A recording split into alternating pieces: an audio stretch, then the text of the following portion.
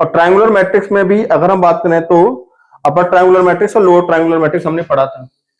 वो क्या होता है कि भाई जो प्रिंसिपल डायगोनल होता है उसके एक साइड के एलिमेंट, ऊपर के एलिमेंट या नीचे के एलिमेंट, अगर ऊपर के एलिमेंट जीरो है नीचे का एलिमेंट जीरो नहीं तो उसको बोला जाता है लोअर ट्रायंगुलर मैट्रिक्स। यदि प्रिंसिपल डायगोनल के नीचे के एलिमेंट सारे के सारे जीरो हैं बट ऊपर वाले एलिमेंट जीरो नहीं है तो उसको अपर ट्रायंगुलर मैट्रिक्स बोलते हैं। ये सारी चीजें हम लोगों ने समझ ली थी। ये स्क्वायर मैट्रिक्स ही होता है। क्या होता है? Square matrix. अब मैंने ये पूछा था कि आप लोगों से minimum number of zeros in triangular matrix कितनी होती है? Number of zeros n into n minus 1/2।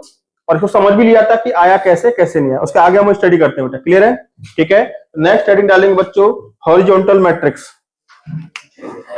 Next type है, एक बार बता दो कौन सा टाइप नंबर है ये? 10th। लेकिन हॉरिजॉन्टल मैट्रिक्स, हॉरिजॉन्टल मैट्रिक्स, इसमें क्या होगा आपका? अ मैट्रिक्स विच हैव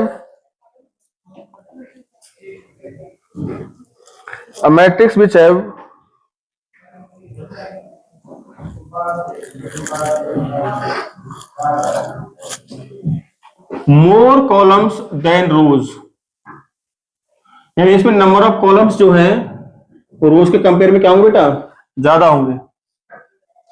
ठीक है ना? जिसमें नंबर ऑफ कॉलम्स जो हैं वो नंबर ऑफ रोज से क्या होंगे? ज्यादा। यानी कि जैसे A11, A12, A13, A21, A22 और A23, तो यहां पर 2 रोज हैं और 3 कॉलम्स। समझ में आया कि नहीं आया? क्या है बच्चों आपके? 2 रोज और 3 कॉलम्स। ठीक है ना? तो कॉलम्स क्या होने चाहिए? ज्यादा होने चाहिए एज कंपेयर टू रोज। उसको बोलेंगे हॉरिजॉन्टल मैट्रिक्स। और next is vertical matrix. Vertical matrix किसको बोलेंगे बच्चों? वर्टिकल मैट्रिक्स, जिसके अंदर नंबर ऑफ रोज क्या होंगे बच्चों? ज्यादा होंगे। नंबर ऑफ रोज क्या होगा? ग्रेटर देन क्या होगा बच्चों आपका? नंबर ऑफ कॉलम्स होगा। तो उसको क्या बोलेंगे अपन? वर्टिकल मैट्रिक्स बोलेंगे। ठीक है। जैसे कि A11, A12, A21, A22, A23, sorry A31, A32, ये जो मैट्रिक्स है ये मैट्रिक्स 3/2 ऑर्डर का है, यानी कि इसमें 3 रोज हैं और 2 कॉलम्स हैं। तो उसको क्या बोलेंगे बच्चों? वर्टिकल मैट्रिक्स बोला जाएगा।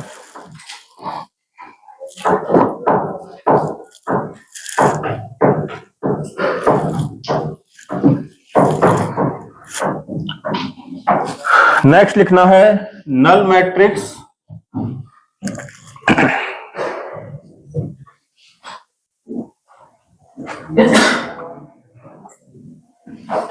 नल मैट्रिक्स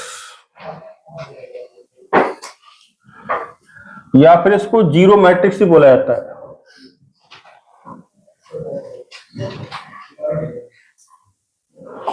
नल और zero matrix. A matrix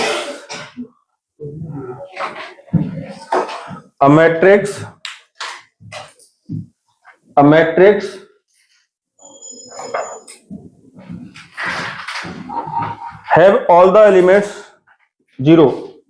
Have all the elements zero. A matrix have all the elements zero. सारे सारे एलिमेंट क्या होते हैं बच्चों? उसके अंदर जीरो होते हैं। उसको क्या बोलते हैं बच्चों? नल मैट्रिक्स बोला जाता है। सारे एलिमेंट जीरो होने चाहिए। ठीक है ना? जैसे 0 0 0 0, तो एक नल मैट्रिक्स है। और किस ऑर्डर का बेटा? ये 2/2 ऑर्डर का है। नल मैट्रिक्स को जनरली रिप्रेजेंट करते हैं O से। किससे रिप्रेजेंट करते हैं? O से। जैसे मैंने लिखा इसको लिखेंगे O 2/2, यानी कि एक नल मैट्रिक्स है 2/2 का। ठीक है ना? अब जैसे मैं लिख रहा हूं एक नल मैट्रिक्स है 3/2 का, तो कैसे लिखूंगा इसको? 3 रोज होंगी 2 कॉलम्स, इस तरीके से। कई बार समझ में आया कि नहीं आया? तो इस तरीके से आपका क्या हो जाएगा? नल मैट्रिक्स होता है, जिसके अंदर सारे के सारे एलिमेंट या जितनी भी एंट्रीज होती हैं सारी सारी क्या होनी चाहिए? जीरो होनी चाहिए। उसको नल मैट्रिक्स बोलते हैं। क्या बोलते हैं? Null matrix. क्लियर है? ठीक है।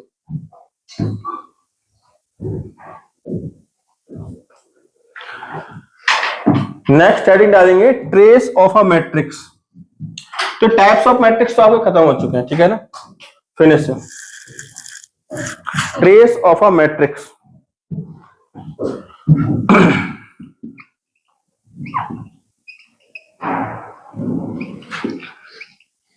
देखो ट्रेस ऑफ अ मैट्रिक्स जो है सिर्फ और सिर्फ स्क्वायर मैट्रिक्स में पॉसिबल है, क्योंकि किसी भी मैट्रिक्स का जो ट्रेस होता है वो होता है उस मैट्रिक्स के principal diagonal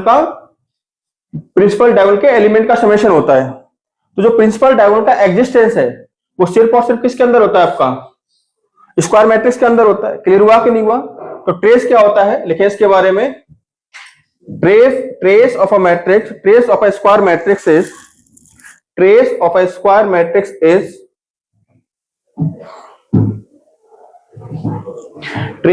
square matrix is sum of all the elements of principal diagonal। जैसे फॉर एग्जांपल एक मैट्रिक्स आपको दे रखा है A11 A12 A13 A21 A22 A23 A31 A32 और A33, ठीक है। अब इसके ट्रेस की अगर हम बात करें तो इसका जो ट्रेस होगा यानी कि ट्रेस ऑफ ए, सिंबॉलिकली इसको रिप्रेजेंट किया जाता है TR और देन यहां पर क्या लगाते हैं A, ठीक है ना। And this will equal to sum of all principal diagonal element, यानी कि प्रिंसिपल डायगोनल ये होगा और इसके एलिमेंट कौन कौन से होंगे बच्चों, आपके A11 A22 एंड A33। तो किसके बराबर हो जाएगा, A11 प्लस A22 प्लस कितना हो जाएगा आपका A33, ठीक है। तो यहां पर ट्रेस होता है, राइट। यानी कि इन शॉर्ट अगर मैं लिखना चाहूं कोई n बाई n ऑर्डर का मैट्रिक्स है, उसका जो ट्रेस होगा उसको हम ऐसे लिख सकते हैं। कोई एक मैट्रिक्स दे रखा है A n by n order का, ठीक है, and A is equal to दे रखा है एक मैट्रिक्स है n बाई n ऑर्डर का। तो उसका जो ट्रेस होगा वो क्या होगा आपका, ट्रेस ऑफ A। इसको रीड कैसे करते हैं, TRA को ट्रेस ऑफ A, ठीक है ना। And this will equals to आपका हो जाएगा summation of all the elements of principal diagonal, ठीक है ना। यानी कि AIJ या AII कर लेते हैं, ठीक है ना। और I इक्वल्स टू 1 से लेकर कहां तक, n तक, A11 plus A22 plus A33। क्योंकि प्रिंसिपल डायगोनल के एलिमेंट्स की खास बात होती है कि उसका जो रो नंबर होता है वही क्या होता है, उसका कॉलम नंबर होता है, ठीक है। चलिए, क्या यहां तक बात समझ में आ गई सारे बच्चों को? तो यदि मैं एक मैट्रिक्स दे रहा हूं आपको, हाँ जी, जो 3/2 है ना उसके सामने से स्टार्ट करो। कहां से? जो 3/2 वाला आपने बनाया उसके सामने से स्टार्ट करो, ऊपर रिफ्लेक्शन आ रही लाइट वहां पे दिखेगा नहीं। यहां से? हाँ, थोड़ा ऊपर से भी कर लो, थोड़ा ऊपर से, ऊपर करना है, हल्का सा ऊपर से, नीचे जाओ, नीचे जाओ, एग्जांपल। अरे यार ये तो बहुत छोटा, यहां से, हाँ, ठीक। चलिए भाई, अब अगर कोई मैट्रिक्स आपको दे रखा है, जैसे एक मैट्रिक्स B है 1 2 0 -3, अगर मैं इसके ट्रेस की बात करता हूं, किसकी बात करता हूं बच्चों, ट्रेस ऑफ मैट्रिक्स B, तो कितना हो जाएगा आपका, 0 कैसे हो जाएगा, 1 -3, यानी कितना हो जाएगा, -2 हो जाएगा। क्लियर हुआ कि नहीं हुआ सारे बच्चों को? तो ट्रेस क्या होता है, जो प्रिंसिपल डायगोनल होता है उसके एलिमेंट का समेशन होता है। क्लियर है?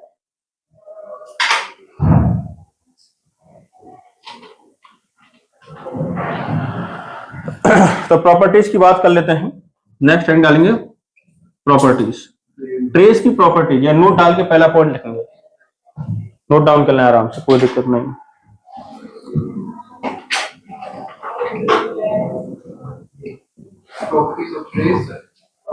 नोट डाल के पहला पॉइंट, इसी के अंदर आप खुद ही समझ जाओगे।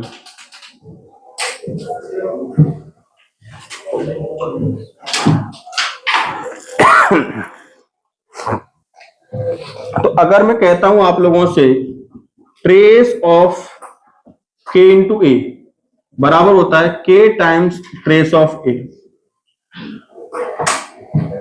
ठीक है। यानी कि कोई एलिमेंट आपने मल्टीप्लाई कर दिया, कोई भी स्केलर आपने मल्टीप्लाई किसी मैट्रिक्स से, ठीक है ना, आप ऐसा कर सकते हो, मल्टीप्लाई करने के बाद ट्रेस निकालो, चाहे पहले ट्रेस निकाल के बाद में के से मल्टीप्लाई कर दो, सेम कहानी होती है।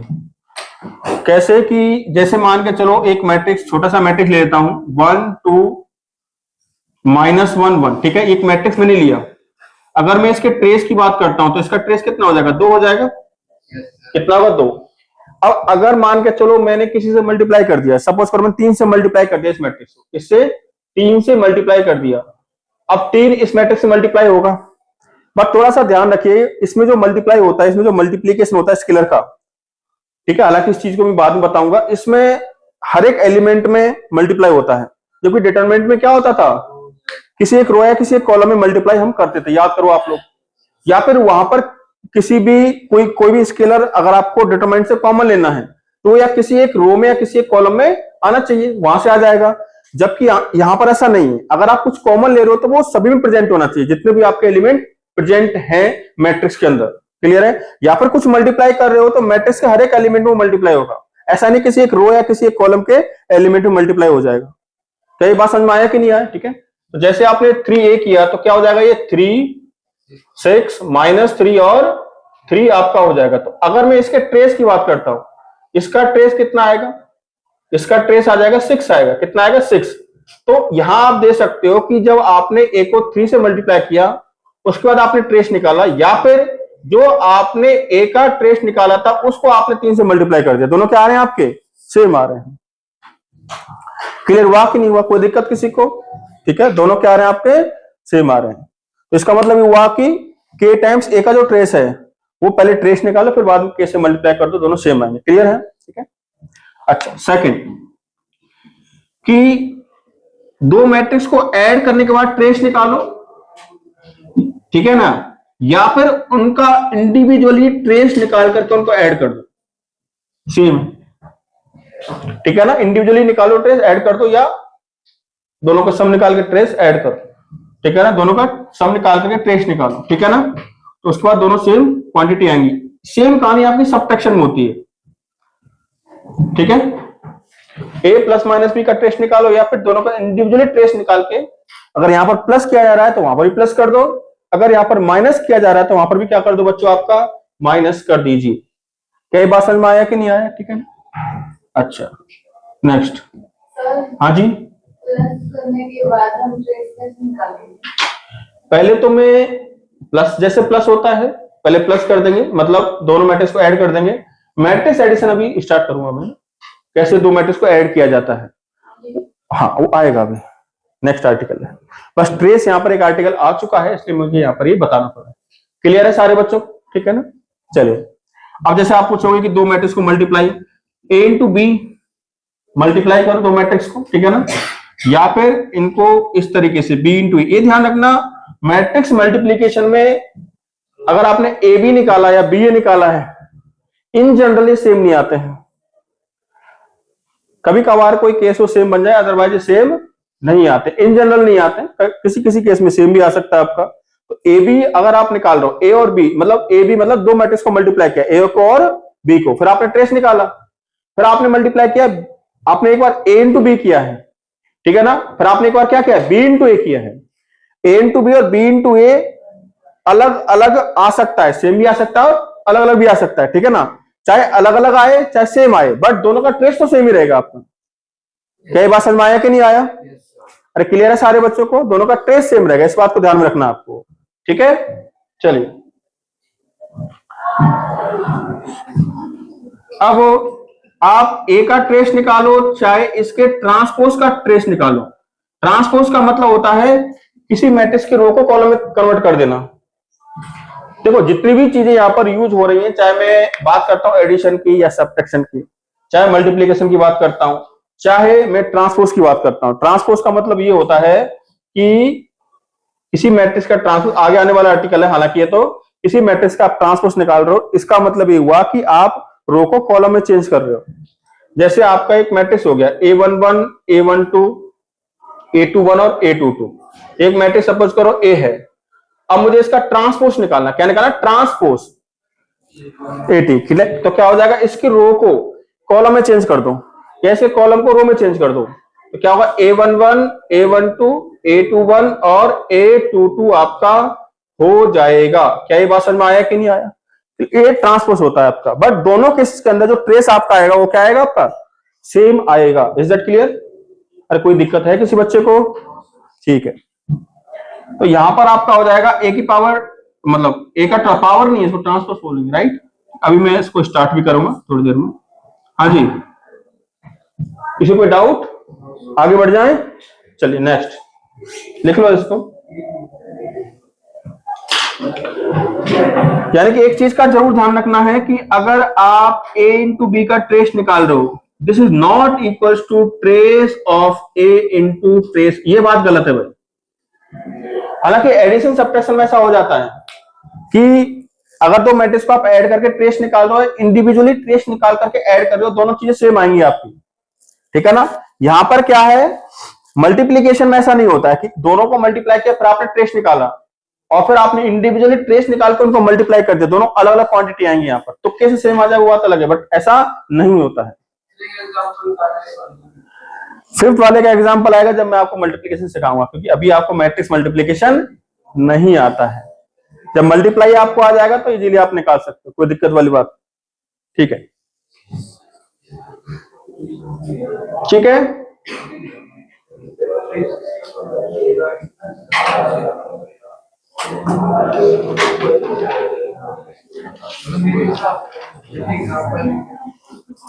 ओके।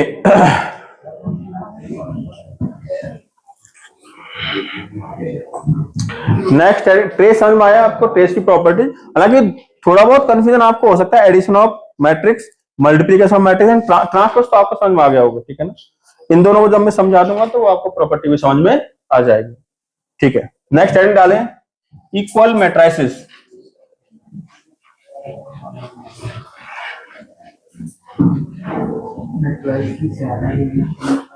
रुक जाओ, मैं लिख रहा हूं।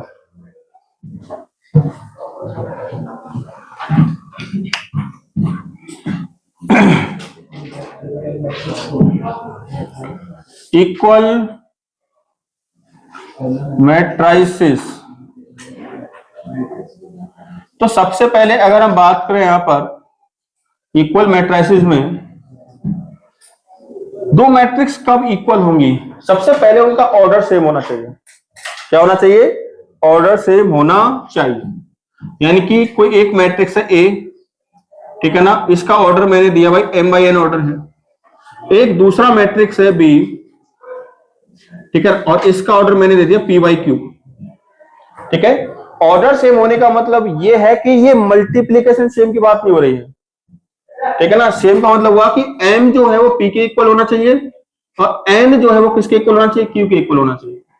तो पहला क्या होगा? ऑर्डर मस्ट बी सेम, ठीक है ना? पहला जो पॉइंट होगा, order must be same, order must be same, order same होना चाहिए। क्लियर है? पहली बात। दूसरी बात यह है कि जो करस्पॉन्डिंग एलिमेंट है मैट्रिक्स के अंदर, करस्पॉन्डिंग एलिमेंट का मतलब क्या है? तो पहली वाली मैट्रिक्स के अंदर जिस पोजीशन पर जो एलिमेंट आ रहा है, दूसरी वाली एलिमेंट के अंदर उस पोजीशन पर जो एलिमेंट आ रहा है, वो दोनों क्या होने चाहिए? सेम होने चाहिए। क्लियर है? यानी कि corresponding element in two matrix are same, corresponding elements in two matrix are same।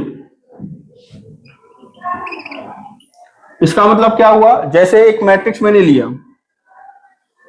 For example एक मैट्रिक्स ले लेता हूं, जैसे मैंने A11, A12, A12, A13, A21, A22, A23, ठीक है ना? अब इसका ऑर्डर कितना बच्चों आपका? 2/3।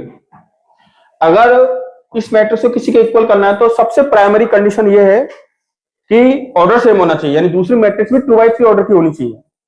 सपोज करो इस मैट्रिक्स को नाम दे दिया ए और एक मैंने दूसरा लिया, यहां पर दूसरा मैट्रिक्स बी। कैसे कि भाई B11, B12, B13, B21, B22 and B23। अगर मैं कहता हूं कि मैट्रिक्स ए और मैट्रिक्स बी सेम है आपके, ठीक है, सेम, यानी कि सेम कब होंगे, A11, A12, A13, A21, A22, A23, इसको इक्वल करना है किस मैट्रिक्स के, B11, B12, B13, B21, B22 और B23 के, ठीक है ना। तो पहली बात ऑर्डर सेम होना चाहिए सर, यहाँ ऑर्डर सेम है, कोई दिक्कत नहीं, दोनों मैट्रिक्स आपकी 2/3 ऑर्डर की है। दूसरी बात यह है कि करस्पॉन्डिंग एलिमेंट सेम होने चाहिए, यानी A11 बराबर होना चाहिए किसके, B11 के, यानी फर्स्ट रो फर्स्ट कॉलम का एलिमेंट इसके फर्स्ट रो फर्स्ट कॉलम के एलिमेंट के इक्वल होना चाहिए। फिर आपका फर्स्ट रो और सेकंड कॉलम का एलिमेंट इसके फर्स्ट रो और सेकंड कॉलम के इक्वल होना चाहिए। क्या ये बात आपको समझ में आ रही है? अरे बोलो हाँ या ना। इसका मतलब होता है करस्पॉन्डिंग एलिमेंट का सेम होना। क्लियर बेटा? खुशबू समझ में आ रहा है तुमको? कोई दिक्कत? ठीक है।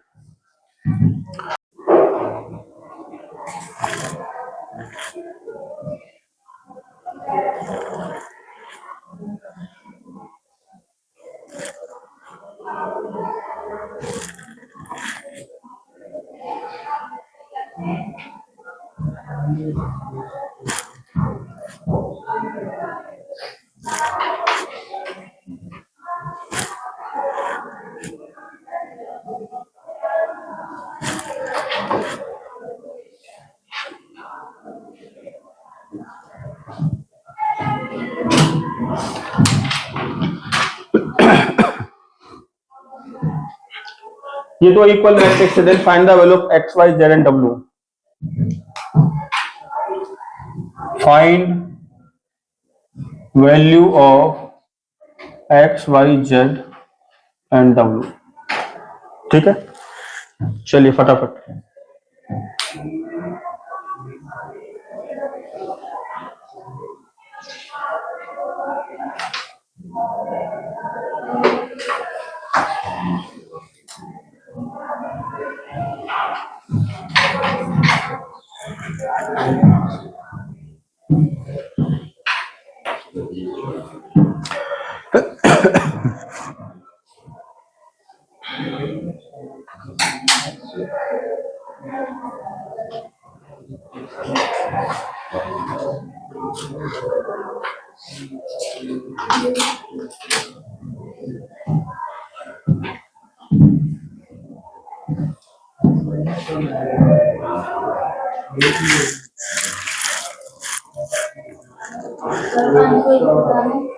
हाँ जी, क्या वैल्यू आ रहा है? सबसे पहले तो आप लोगों ने x+3 को इक्वल किया होगा किसके, -x -1। तो यहां से 2x इक्वल टू आएगा -4, तो x इक्वल टू कितना बच्चों आपका -2। ठीक है ना। फिर आपने क्या किया, 2y + x इक्वल टू कितना 0, तो 2y इक्वल टू कितना -x। तो x की वैल्यू -2 यहाँ पुट करेंगे तो 2y इक्वल टू 2, तो y इक्वल टू कितना आ जाएगा आपका 1। सिमिलरली z -1 इक्वल टू 3 करोगे तो z इक्वल टू कितना आ जाएगा आपका 4 आ जाएगा। और 4w -8 इक्वल टू 2w करोगे तो 2w इक्वल टू कितना आ जाएगा 8w इक्वल टू कितना आ जाएगा आपका 4 आ जाएगा। क्या ये बात समझ में आया कि नहीं आया? क्लियर है सारे बच्चों को? ओके ठीक है। नेक्स्ट हेडिंग डालेंगे एडी, लिख लो इसको।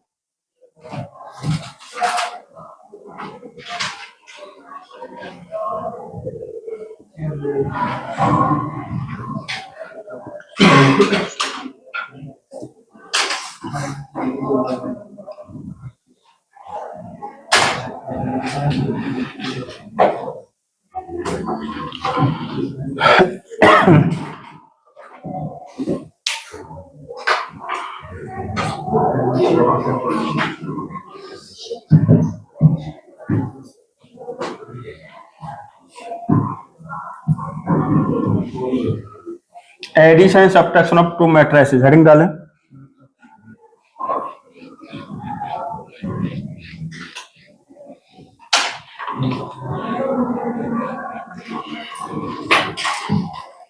देखिए हम किन मैट्रिसेस को ऐड कर सकते हैं या सब्ट्रैक्ट कर सकते हैं। सबसे पहली कंडीशन है उनका ऑर्डर सेम होना चाहिए। ठीक है ना। तो सबसे पहले जैसे मान के चलो दो मैट्रिक्स आपको दे रखी हैं, एक मैट्रिक्स दे रखी है ए आई जे, इसका ऑर्डर है एम बाई एन, और एक मैट्रिक्स दे रखी है बी बी आई जे, और इसका ऑर्डर है पी बाई क्यू। तो ऐड तभी हो पाएंगी जब इनका ऑर्डर क्या होगा, सेम। ठीक है ना, ऑर्डर मस्ट बी सेम, पहला है ऑर्डर मस्ट बी सेम। ठीक है ना, सबसे पहला पॉइंट क्या ऐसे लिख लो, ऑर्डर मस्ट बी सेम। उसके बाद करस्पॉन्डिंग एलिमेंट ऐड और सब्ट्रैक्ट हो जाएंगे। ठीक है ना, तो पहला पॉइंट लिखें, order must be same, order must be same, order must be same.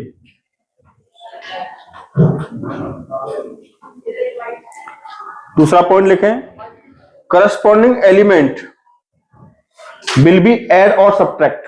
अगर हम सब्ट्रैक्ट कर रहे हैं तो करस्पॉन्डिंग एलिमेंट सब्ट्रैक्ट हो जाएंगे, अगर हम ऐड कर रहे हैं तो करस्पॉन्डिंग एलिमेंट क्या हो जाएंगे, ऐड हो जाएंगे। तो corresponding element will be add और सब्ट्रैक्ट। यानी मेरा कहने का मतलब क्या है कि जैसे मान के चलो एक मैट्रिक्स दे दिया आपको A11 B11 A11 A12 A13 A21 A22 और A23, एक मैट्रिक्स ये है। अगर हम इस मैट्रिक्स में कुछ ऐड और सब्ट्रैक्ट करना चाहते हैं तो दूसरा मैट्रिक्स भी उसी ऑर्डर का होना चाहिए जिस ऑर्डर का ये है। जैसे 2x3 का 2 रो और 3 कॉलम है, तो दो दूसरा वाला मैट्रिक्स है उसमें भी 2 रोज और 3 कॉलम्स होने चाहिए। यानी कि B इज इक्वल टू यहां पर हो जाएगा B11 B12 B13 B21 B22 and B23। अगर मैं कहता हूं कि A प्लस बी क्या होगा, यानी कि 2x3 ऑर्डर का ये A प्लस बी क्या होगा आपका, A प्लस बी की अगर हम बात करें तो करस्पॉन्डिंग एलिमेंट को ऐड या सब्ट्रैक्ट करना है आपको। करस्पॉन्डिंग एलिमेंट बोले तो A11 किसके साथ में, B11 के साथ में, A11 प्लस B11। ठीक है ना, फिर A12 किसके साथ में ऐड होगा, B12 के साथ में, A12 plus B12। Similarly A13 plus क्या आएगा, B13 आएगा, और ऐसे ही A21 प्लस क्या आएगा बच्चों आपका, B21 आएगा। ठीक है, फिर A22 प्लस क्या आएगा बच्चों आपका, B22 आएगा।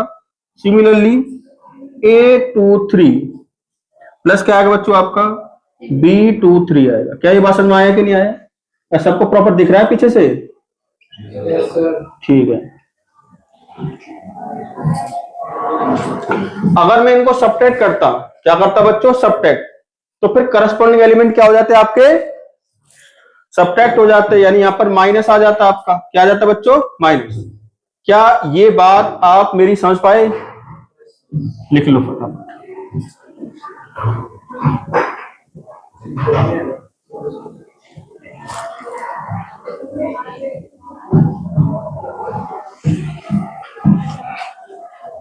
देखो जो मैट्रिक्स एडिशन होता है वो आपका एसोसिएटिव भी होता है, ठीक है ना, और वो आपका कम्यूटेटिव भी होता है। यानी A प्लस बी करो चाहे B प्लस ए करो, सेम आएगा। ठीक है ना, अब A प्लस बी प्लस सी करना तो B प्लस सी करके प्लस ए कर दो, या A प्लस बी करके प्लस सी कर दो, उसमें तो लिखवाने की मेरे हिसाब से कोई जरूरत नहीं है। क्लियर हुआ कि नहीं, इसका ध्यान रखना। नल मैट्रिक्स अगर हम ऐड करेंगे तो वही मैट्रिक्स आ जाएगी, नल मैट्रिक्स अगर हम सब्ट्रैक्ट करेंगे तो वही मैट्रिक्स आ जाएगी। समझ रहे हो, नल मैट्रिक्स ऐड से क्या फर्क पड़ेगा, कि नल मैट्रिक्स का ईच एलिमेंट क्या होता है आपका, 0 होता है, तो ऐड सब्ट्रैक्ट से उससे कोई फर्क पड़ने वाला है नहीं। क्लियर है सारे बच्चों को? ठीक है ना। नेक्स्ट टाइम डालेंगे scalar multiplication to a matrix, जो अभी मैं आपको बता रहा था, स्केलर मल्टीप्लीकेशन। तो स्केलर मल्टीप्लीकेशन में ये ध्यान रखना है, जैसे कोई मैट्रिक्स ए हो गई आपकी, कोई matrix A, A11 A12 A21 A22 A31 और A32, अगर मैं K से मल्टीप्लाई कर रहा हूं तो K जो है वो किसी एक रो या किसी एक कॉलम के एलिमेंट मल्टीप्लाई नहीं होगा, जैसा कि हमने डिटरमिनेंट पढ़ा हुआ है। यहां पर क्या है कि हर एलिमेंट में क्या होगा बच्चों, आपका मल्टीप्लाई होगा वो आपका। अगर आप कॉमन भी ले रहे हैं तो हर एलिमेंट से आना चाहिए वो मैट्रिक्स। यानी क्या हो जाएगा, K A11 हो जाएगा, K A12 हो जाएगा, K A21 हो जाएगा, K A22 हो जाएगा, K A31 हो जाएगा, और K A33 हो जाएगा। ठीक है। अच्छा मुझे एक बात बताइएगा, यहां पर क्या कह रहे हो? अच्छा ये क्या हो जाए, K3 2 हो जाए। क्लियर है सारे बच्चों को?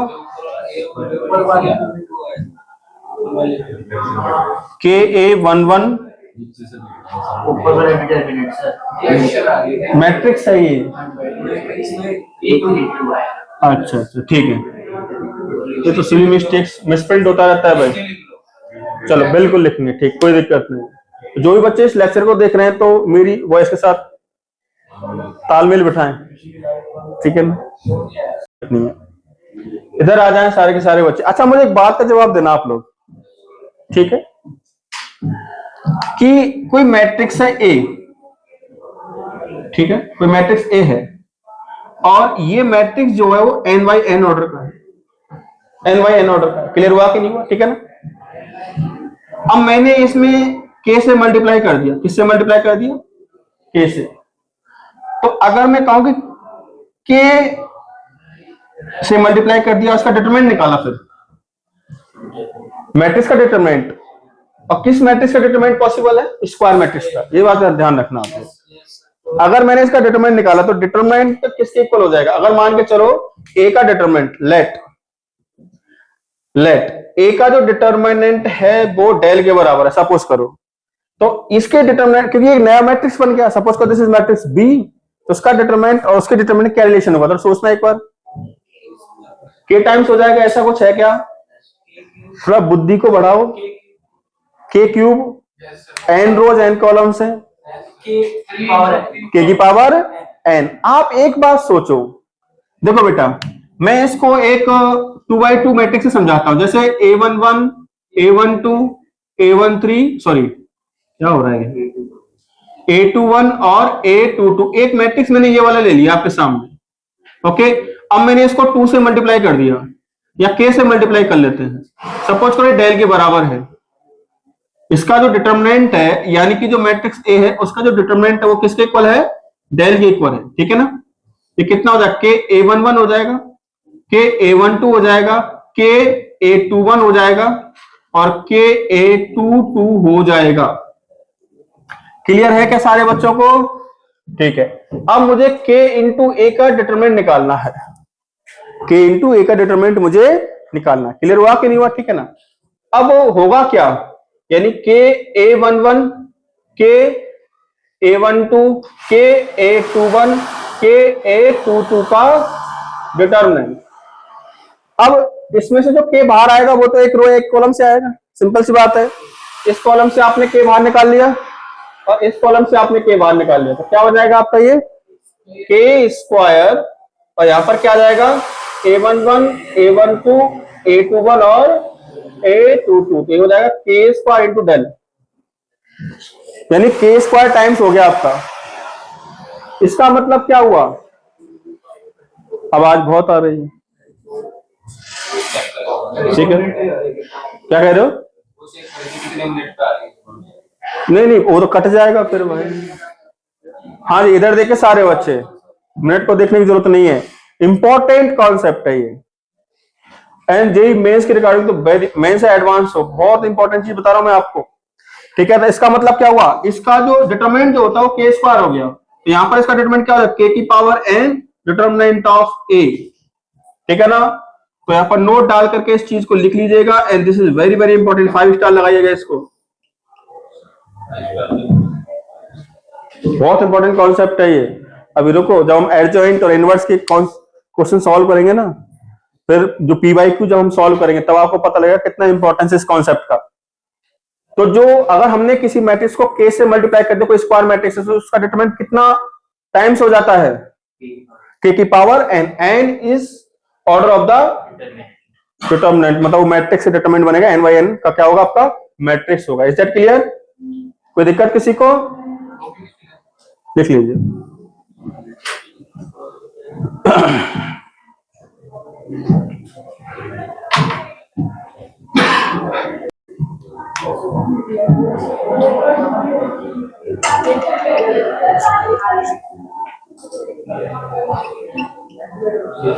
हाँ जी, कौन सी मैम बोल रही है? ट्रांसपोज ऑफ अ मैट्रिक्स,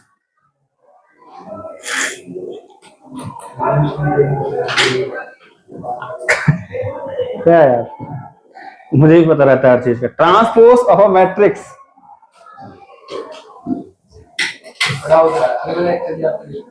नहीं नहीं, ये आर्टिकल खत्म करके चलेंगे, बहुत छोटा सा आर्टिकल है, छोटा सा।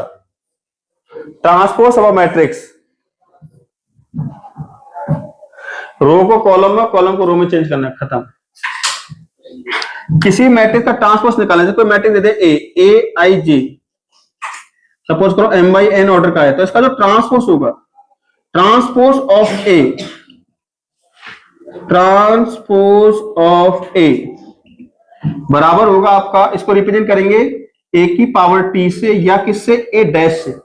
कहीं पर भी a की पावर में t हो, कि a के एक्सपोनेंट में t हो या a के एक्सपोनेंट में डैश हो, इसका मतलब क्या है, उसका ट्रांसपोज निकाला गया है। और वो जो है एक मैट्रिक्स हो जाएगा, Bij बोल देता हूं, उसका ऑर्डर, यहां पर ऑर्डर m बाई n है, तो वहां क्या हो जाएगा, n बाई m हो जाएगा। क्या हो जाएगा, n by m। For example कि एक मैट्रिक्स आपको दे दिया गया है, ठीक है ना, एक मैट्रिक्स आपको दे दिया गया है A, that is A11, A12, A13, A21, A22 and A23। अगर मैं इस मैट्रिक्स के ट्रांसपोज की बात करता हूं तो रिप्रेजेंट कैसे होगा बेटा, इस प्रकार से। तो रोज किस में चेंज हो जाएंगे, आपकी कॉलम में चेंज हो जाएंगी। तो पहली रो को कॉलम बनाओ, A11, A12 और A13। दूसरी रो को कॉलम बनाओ, A21, A22 और A23। क्लियर हुआ कि नहीं हुआ, ठीक है ना। तो इस मैट्रिक्स का ट्रांसपोज यहां पर ऐसे हो जाएगा, ठीक है। तो ट्रांसपोज तो मैंने आपको बता दिया किस तरीके से ट्रांसपोज निकला जाता है, जो प्रॉपर्टीज है वो मैं आपको कल बताऊंगा।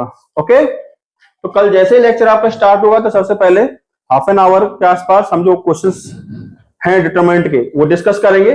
देन आफ्टर अपन यहां से प्रॉपर्टीज ऑफ ट्रांसपोज से स्टार्ट करेंगे।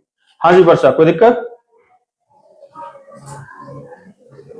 चलिए, ए बैठ जा, अभी तो रुक जा, क्या यार तू इसके लिए तैयार रहता है, चल कर दे बंद।